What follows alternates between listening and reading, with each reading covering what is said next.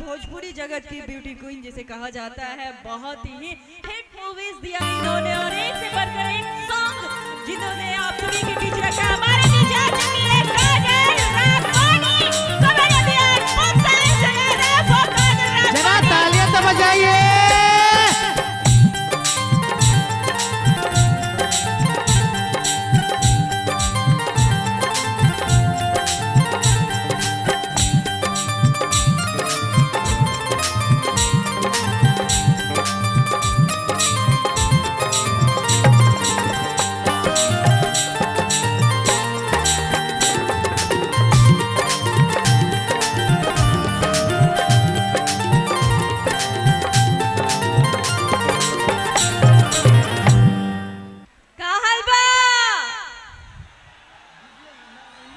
यहाँ से आवाज आ रही है, यहाँ ठीक नहीं है क्या?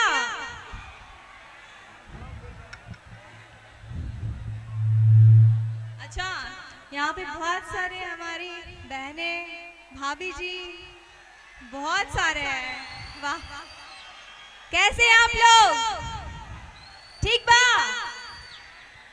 बहुत अच्छा लगा था रवा लोगन के देख के। जा पहला बार हम देखा था नहीं, इतने सारे फीमेल्स हमारे ऑडियंस आए हैं यहाँ पे। थैंक यू सो मच और आप सबको विजयादशमी की ढेर सारी शुभकामनाएं।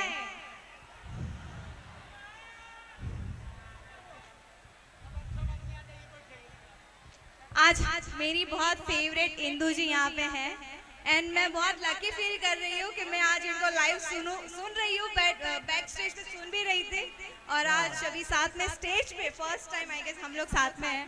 मुझे बहुत अच्छा लग रहा है और ये मेरी खुशनसीबी रही हमेशा कि मैंने काजल जी के लिए बहुत सारे गाने गाए हैं। आप सभी सुनेंगे तो पता चलेगा, वैसे आप लोग जानते ही हैं। सांवरे सुरतिया मोहनी मुरतिया। थोड़ा सब आदमी से आग्रह होगा कि सभी आदमी पीछे हो जाए, थोड़ा आप कार्यक्रम का आनंद लीजिए सभी आदमी। चिकन समान मोरे राजा। क्या बहुत ही प्यारी आवाज है और बहुत ही हिट सॉन्ग मैंने आपसे पाए हैं। So thank you so much, आपने मुझे इतना अच्छा वॉइस दिया जो हमारे लोग देखते हैं। सबको लगता है कि आर्टिस्ट सिंगर होते हैं बट नहीं, लेकिन पता है जिस भाव से, जिस फील से मैं गाती हूँ ना, सारा ये काजल जी इसमें एकदम एक्ट करके पूरा कर देती है, सच्ची। Thank you so much. और आइए मंच पे पधार चुकी हैं और तमाम मेहमान भी सामने हैं, तो ये प्रोग्राम का जो दौर है यूं ही चलता रहेगा और हमारी पांच मोहतरमा भी मंच पे हैं जो कि अपने ठुमके से, डांस से आप लोगों के दिलों में गुदगुदी पैदा कर रही है।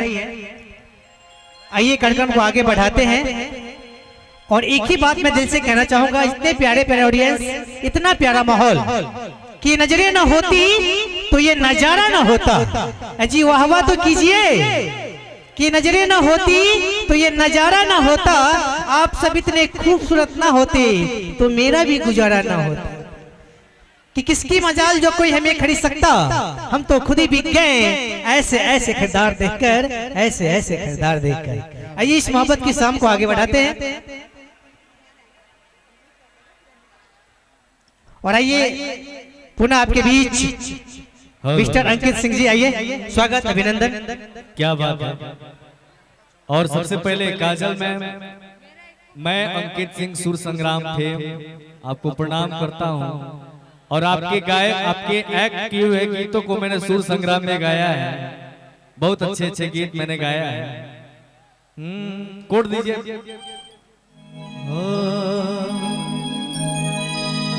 सी शार्प लगाइए। और मैं चाहूंगा कि इंदू दीदी भी, आप भी आ जाएंगे तो अच्छा लगेगा, क्योंकि ये गाना स्पेशली आप ही के लिए। आइए। और मैंने सुर संग्राम में ये गाना गाया था। बहुत प्यार दुलार आशीर्वाद मिल रहे गीत के।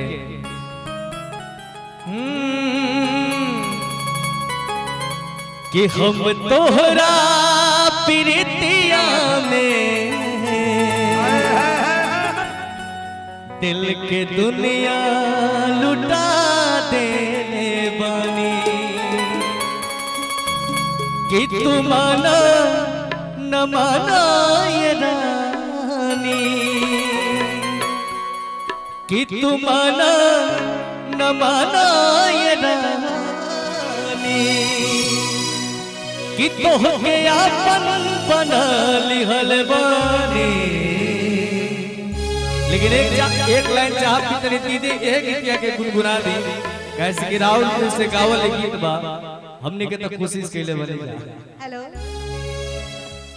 हम तोहरा प्रीतिया में क्या बात है दिल के दुनिया लुटा दिहल बानी, तू माना न माना ए राजा, तू माना न माना ए राजा, तोहके आपन बना लिहल बानी। हम तोहरा दिल के दुनिया लुटा दिहल बानी, हम तोहरा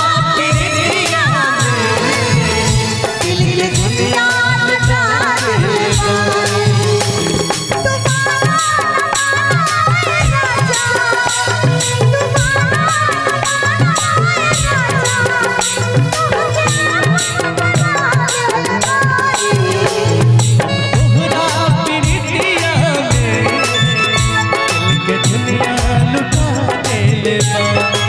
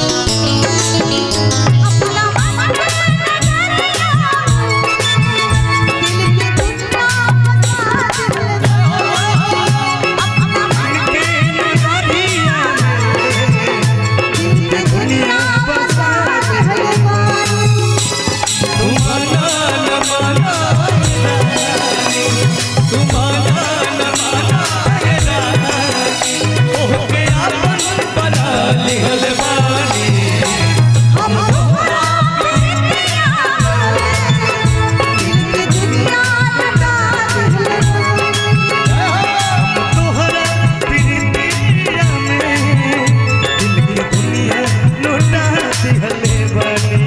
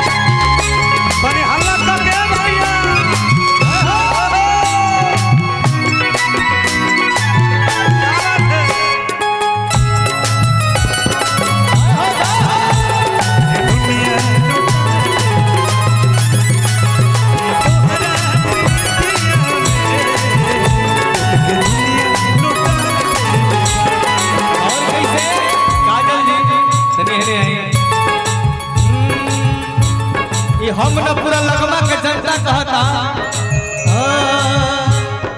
जियब न जिंदगी अलग हो के तोहसे ऐसा नहीं दुनिया बदलना नहीं आना बदली तुझसे ही वादा हमारे बार जी अपना जिंदगी अलग हो के तुझसे ऐसा नहीं आना हमारे बार दुनिया बदलना नहीं आना बदली तुझसे ही वादा हमारे बार